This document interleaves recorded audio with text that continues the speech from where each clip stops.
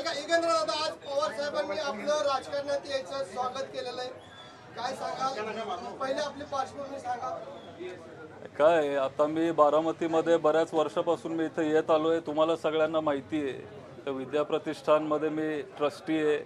कुस्तीगीर संघाचा पण मी इथं कामं बघतो. शरीव ॲग्रो आपला साखर कारखाना इथे आहे, त्याच्यामुळे आठवड्यातले एक 4 दिवस मी बारामतीतच असतो. आणि मी खरं तर राजकारणात नाही आहे, तुम्हाला सगळ्यांना माहिती आहे. पण पक्षाचं नवीन कार्यालय झालं आहे, त्याच्यामुळं मला वाटलं त्यांनी सगळ्यांनी मला बोलवलं पण, आणि मला वाटलं की इथं आता एक नवीन कार्यालय झालं आहे, त्याच्यामुळं आपण एक भेट द्यावी. तसं सहज एक 2 दिवसापूर्वी आमची चर्चा झाली की आता कार्यालय झालं आहे, चला मी येऊन जातो. पण एवढं मोठं ते त्याचं काहीतरी होईल असं मला किंवा म्हणजे मला नाही वाटत कुणालाच असं वाटत असेल. इथं सगळे आमचे जुने मित्र आहेत, सहकारी आहेत. आम्ही म्हणजे पूर्वीपासून सामाजिक कामं करत आलो आहे. आणि आज जे इथं भरपूर जे माझे सहकारी आहेत ते पूर्वीपासून माझ्याबरोबर काम करत आले. त्याच्यामुळं त्यांच्या विनंतीला मान देऊन मी आलो. अनेकांना उत्सुकता आहे की आपलं शिक्षण कुठं झालेलं आहे. त्या आज साहेबांनी सांगितलं नाही, परदेशात झालं पण नाही. मी पहिला मुंबईत होतो आणि नंतर मी पुण्यात होतो. काही वर्ष माझं शिक्षण पुण्यात झालं. त्याच्यानंतर मी 2-3 वर्ष युरोपला गेलो, तिथं माझं हायस्कूल झालं. त्याच्यानंतर मी अमेरिकेला गेलो. त्याच्यामुळे एक 7-8 वर्ष मी बाहेरच होतो. त्याच्यामुळे कुणाला वाटलं नव्हतं की म्हणजे मी परत येईन. पण म्हणजे मी परत आलो. सुरुवातीला मी व्यवसाय मुंबईत बघायला लागलो. शरीव म्हणून आपली एक आपला ग्रुप आहे, तुम्हाला माहिती असेल. आपण टोयोटा वगैरे आपण गाड्यांमध्ये काम करत असतो.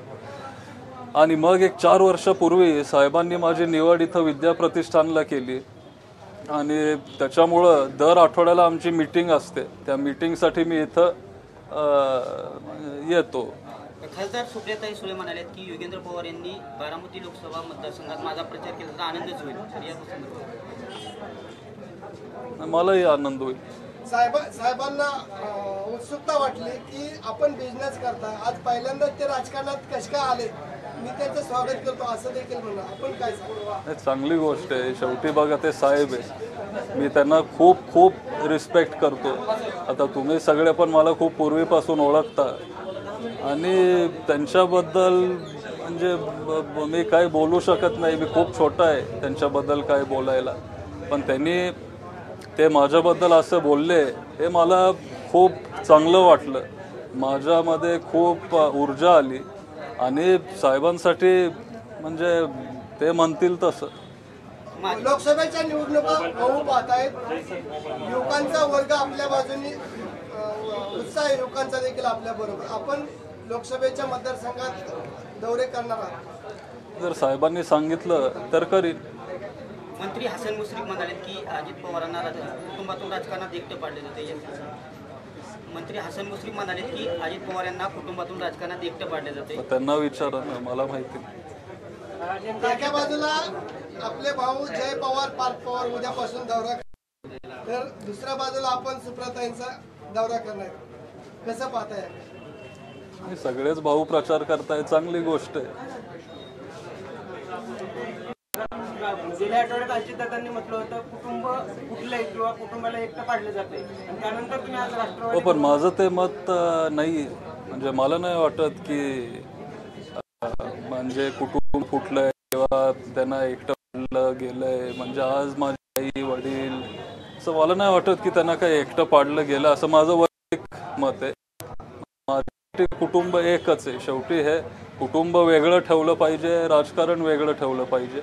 त्यामुळे मी तरी ते मानत मेळाव्यामध्ये असं म्हटले की माझ्या परिवाराच्या व्यतिरिक्त माझ्या विरोधामध्ये सगळे कुटुंब जे आहे ते विरोधामध्ये काम करणार आहे. तुम्ही कशा पद्धतीने? नाही, पण ते बघू ना. अजून एक महिना आहे इलेक्शनसाठी. त्याच्यामुळे तेव्हा बघू काय होतंय. आज कुटुंबात मी खूप छोटा माणूस आहे. म्हणजे त्याच्यामुळे आज खरं तर मी फक्त मी कार्य बघायला आलोय. बाकी काय नाही. त्यांनी आज पहिल्यांदा राजकारणात आल्याबद्दल आपलं स्वागत केलेलं आहे. आपल्याला ग्रामपंचायतीपासून वरती जायला आवडेल का डायरेक्ट आपल्याला आमदार? नाही म्हणजे खालून वर जायला आवडेल. आणि तुम्हाला माहिती आहे की मी किती ग्राउंड लेवलला काम करतो. राजकारणात नसताना पण मी सगळ्यांशी भेटत असतो आणि मी म्हणजे ग्राउंड लेवलपासून मी काम करत आलो आहे. आणि जर उद्या वरती जायचं असेल तर मग ग्राउंड लेवलचा अनुभव हा खूप महत्त्वाचा आहे असं माझं मत आहे. शरीफ फाउंडेशनच्या माध्यमातून विहिरीची कामं असतील, वडा खोलीकरणाची कामं असतील, ह्याला प्राधान्य देत आलेलेच आहात. भविष्यात आपले उद्दिष्ट काय असणार? नाही, जे आपण करत आलोय ते आपण करत राहणार. म्हणजे आज आपण 1500 पेक्षा जास्त खोदलेत आणि आपलं चांगलं नशीब किंवा गुड लक म्हणायचं की 95 किंवा 99% विहिरींना पाणी लागलं. त्याच्यामुळं असंच आम्ही चांगलं काम करत राहतोय. शेवटी सगळ्यात महत्त्वाचा प्रश्न मला वाटतं की पाणी. तर पाणी सगळीकडं असलं पाहिजे. आता दुष्काळ पण आहे, त्याच्यामुळं पाण्याच्या प्रश्नाला आपण थोडं सिरियसली घेतलं पाहिजे आणि ह्याच्यावर आम्ही थोडा अजून भर देणार आहे. तुम्ही पक्ष कार्यालयात आज व्हिजिट केलेली आहे, पण लोकसभेच्या निवडणुकीच्या अनुषंगाने प्रचार दौऱ्यात प्रत्यक्ष सहभाग घेणार आहे. ते बघू ना, नंतर बघू. येणाऱ्या लोकसभेला सुप्रिया सुळे विरुद्ध सुनेत्रा पवार यांचं नाव चर्चेत आहे आणि पवार विरुद्ध पवार असा संघर्ष देखील पाहायला मिळणार आहे. त्याबद्दल काय? अजून उमेदवार ठरलेले नाही आहेत, त्याच्यामुळे ठरल्यावर आपण बोलू. दोघांचे पण रथ विकासाचा तालुक्यामध्ये फिरू लागले. पण आता पण उमेदवार अजून ठरले नाहीत ना. ठरले तर तुम्ही जर ठरले तर बघू. आज पवार साहेबांनी राजकारणात याचं स्वागत केलेलं आहे, परंतु कायम कधीही राजकारणाच्या बरोबर न राहिलेले वडील श्रीनिवास पवार किंवा आई त्यांचा आपल्याला काय संदेश आहे? शेवटी आई वडील आहेत, त्याच्यामुळे त्या नात्याने ते नेहमी मला सपोर्ट करतील, नेहमी ते माझ्या पाठीशी राहतील. आणि साहजिक आहे ना, कुठलेही आई वडील तसेच मुलांना सपोर्ट करत असतात. हिंदी में जानना चाहेंगे आज आपने एनसीपी कार्यालय में विजिट अरे हिंदी कशाला? बोलिए, क्या बताएंगे? आज विजिट की है आपने, जे मराठीत बोललोय तेच ट्रान्सलेट करणार. हिंदी वाईट क्या बोल रहे?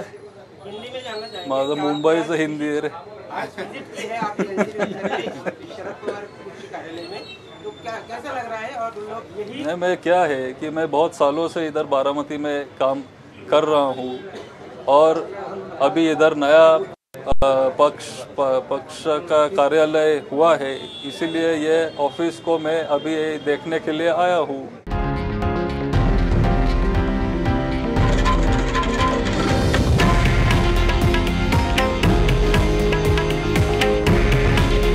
हे आहे देशातील नंबर 1 न्यूज नेटवर्क आणि आपण पाहत आहात TV9 मराठी. काळजी तुमची, हित महाराष्ट्राचं.